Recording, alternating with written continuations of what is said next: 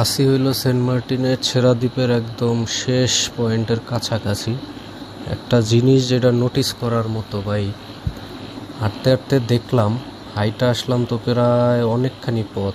যত পথ দেখলাম জায়গায় জায়গায় প্লাস্টিকের বোতল। এই যে বোতলগুলা, এটা দেখা মনে হইতাছে যে রিসেন্টলি 1-2 দিনের মধ্যে বা আজকেই হয়তো ফালাই গেছে।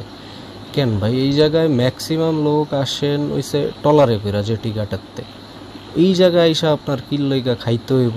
আচ্ছা খাইলেন, ভালো কথা, খাইলেন এই বোতলগুলো আবার টলারে করে নিয়ে গিয়া জেটি ঘাটের ওই জায়গায় ময়লা ফেলার জায়গা আছে, ওইখানে নিয়ে ফালাই দিলে কি হইতো? খুব কষ্ট হয়ে যাইতো।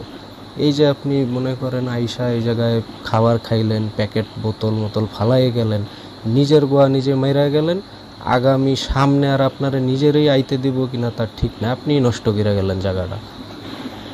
পরে ঘরে বয়ে চিল্লাইবেন আর ফেসবুকে লাগবেন সেন্ট মার্টিন বন্ধ করে রাখছে, যাইতে দেয় না। আমি আপনার মতো লোক আইতে দিবে? আপনি আইসে তো নষ্ট করে গেছেন আগেই।